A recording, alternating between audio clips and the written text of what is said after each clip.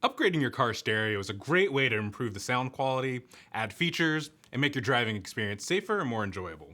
I'm Rodell, a sales manager here at Crutchfield, and I'm going to walk you through replacing the radio in your 2013-2014 Ford F-150. This is Ben and Wayne from our vehicle research team, and they're going to demonstrate.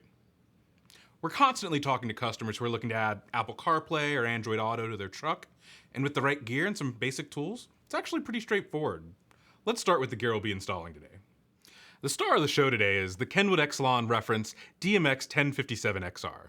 This stereo has a 10.1-inch HD touchscreen, wireless Apple CarPlay and Android Auto, and a significant upgrade in sound quality over the small factory stereo.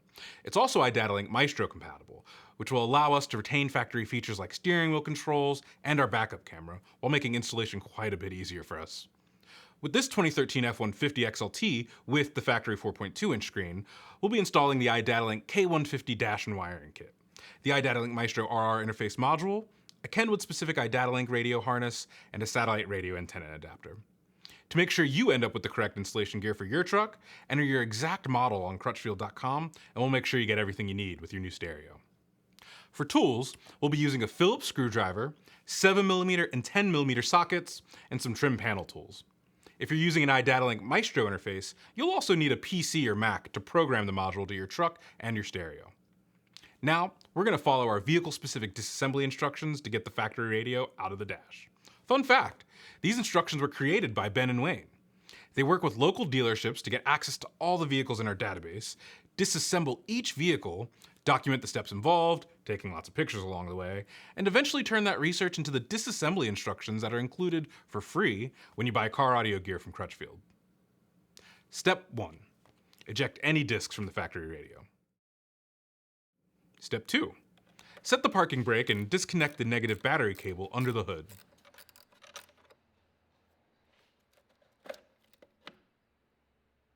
Step 3.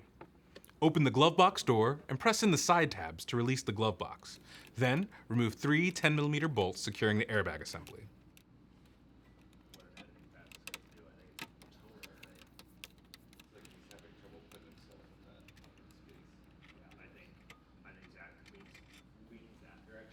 Step 4. Carefully push up the bottom edge of the airbag cover to release 5 clips. Push down the upper edge to release another 7 clips, then pull the airbag assembly out enough to remove the 7mm screw securing the right receiver side trim.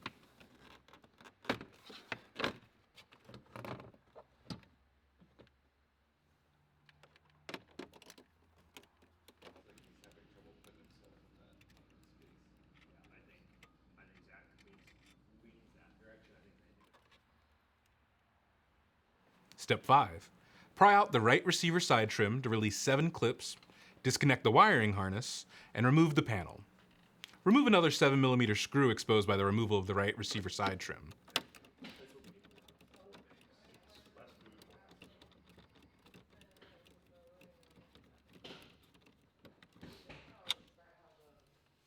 Step 6. Partially pry out the left receiver side trim enough to remove the upper exposed 7mm screw.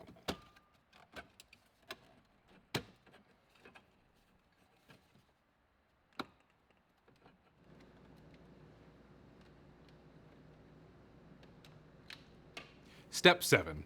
Open the Ford sync panel to expose and remove 2 more 7mm screws.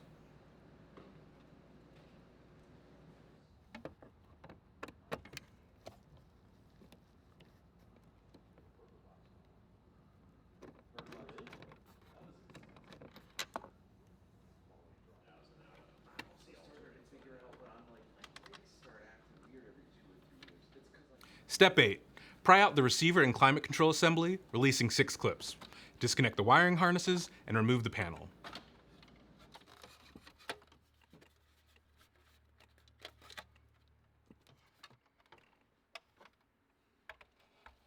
Step 9. Remove 4 7mm screws securing the factory LCD assembly, pull the assembly out, disconnect, and remove it from the dash.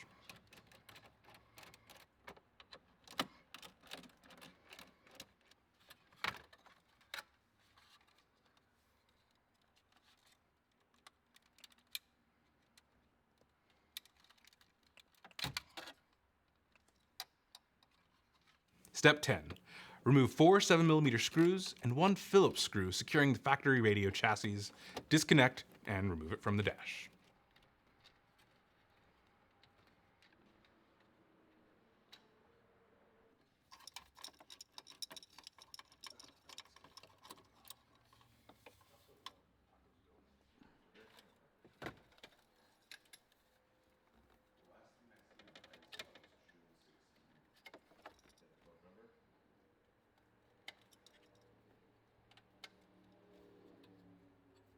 Now it's time to head to the bench and prep our new Kenwood stereo and iDatalink installation gear. We need to program the iDatalink Maestro RR module for this specific truck in Kenwood stereo using either a Mac or a PC. Start by going to iDatalink.maestro.com and download the WebLink desktop app. Once installed, you'll need to create an account and log in.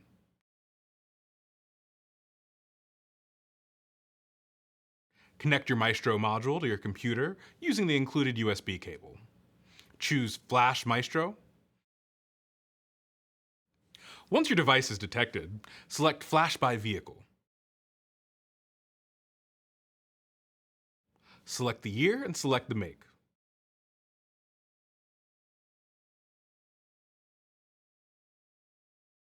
Select your model and trim.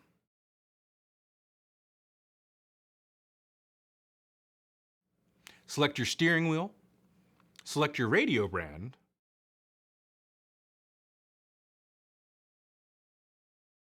Select your model number. Enter the radio serial number.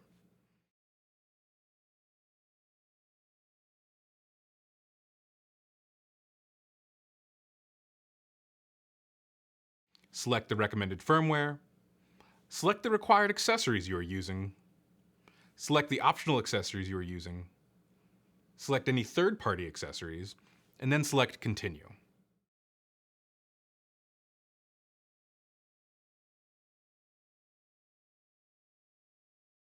Select how you want to configure your system, then select Continue.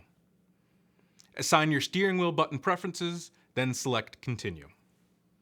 Before flashing your Maestro, review all the selections you've made, then select Flash. After the flash is successfully completed, you can unplug the Maestro from your computer. It's also a good idea to download and save iDatalink's install guide.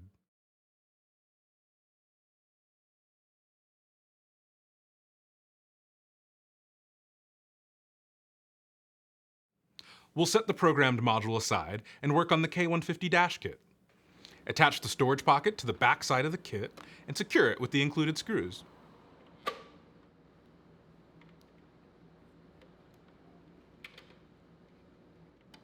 Remove the traction control button from the factory dash trim and move that over to your new dash kit.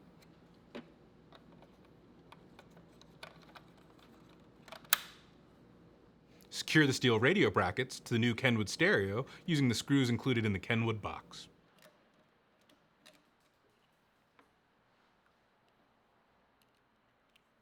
The brackets should be in this orientation, with 3 screw holes lined up with the bracket on each side of the radio. Since we have the Kenwood-specific iDatalink adapter, we'll connect one end of that to the black 20-pin connector on the K150 wiring harness. If we weren't using the Kenwood-specific adapter, we would need to cut that 20-pin connector off and individually splice each wire to the corresponding wire on the harness included in the box with the Kenwood DMX1057XR. All of those wires would match up color for color with this radio, but you should consult your owner's manual if you're installing another brand. Back in the truck, connect the completed K150 T-harness to the factory radio harness. If applicable, plug in the backup camera connection and antenna adapter cable. Remove the pocket from the top of the dash by removing 2 7mm screws and lifting it out. This will give us access to the factory sync wiring harness and provide a good location to mount our GPS antenna.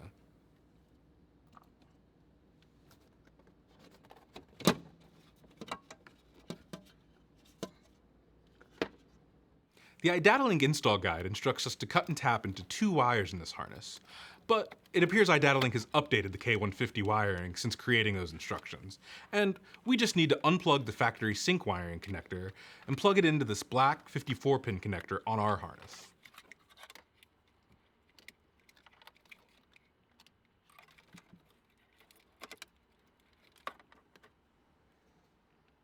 Then, we can route the red and yellow wires down to the radio opening to connect with the rest of our wiring later on. Next, we'll route and connect the GPS antenna and Bluetooth microphone that came with our Kenwood. I generally suggest mounting the GPS antenna under the dash, but as far forward, high up, and close to the top of the dash as possible. Clean the mounting surface and use the pre-installed adhesive strip on the bottom of the antenna to secure it in place. Then, route the antenna cable down to the radio opening.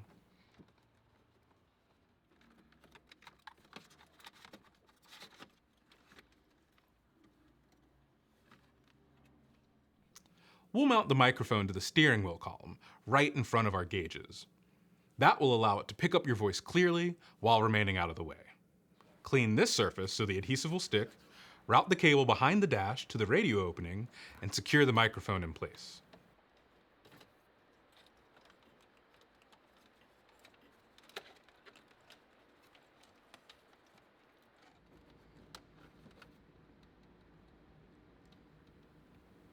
On the back of the Kenwood stereo, plug in the iDatalink radio harness, 4-pin iDatalink data cable, antenna adapter, 3.5mm iDatalink audio cable, GPS antenna, Bluetooth microphone cable, and USB extension cable into the back of the receiver.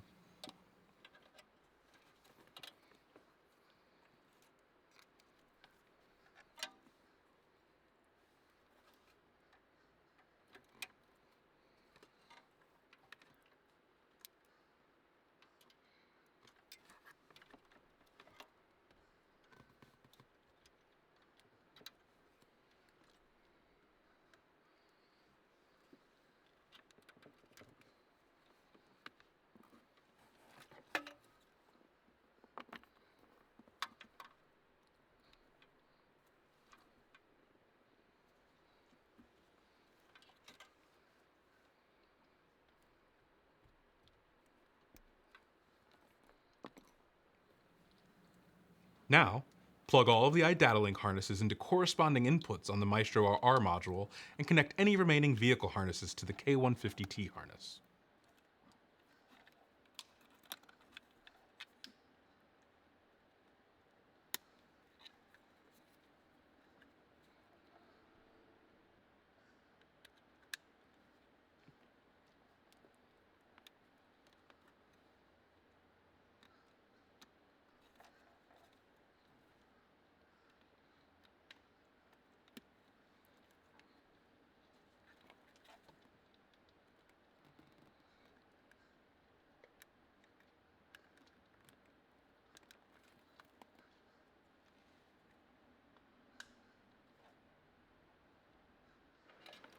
With all those connections made, we're ready to secure the new stereo and steel brackets into the dash using the 4 screws we removed earlier.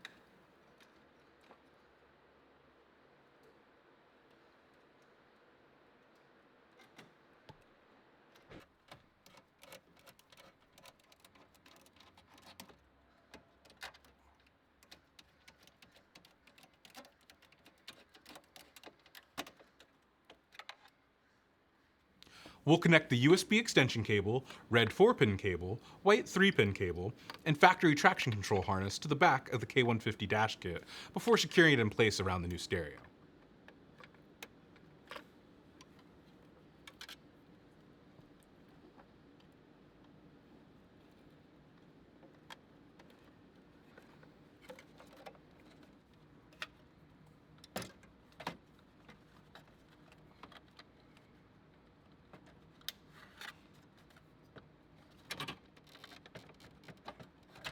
Now, complete reassembly of the dash by reversing the steps to remove the factory radio.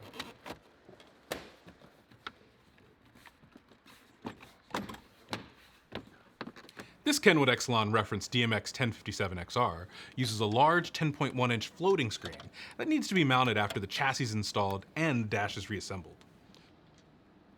We'll use 6 screws to secure the screen bracket in place, then install a small plastic cover with 2 screws.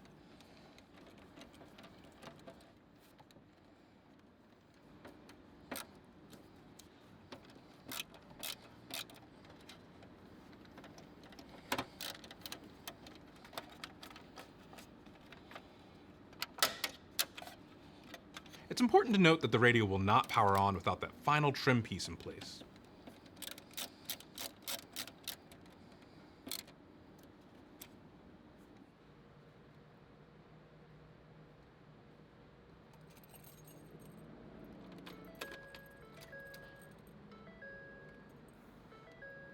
The new Kenwood looks and sounds awesome in this 2013 F-150.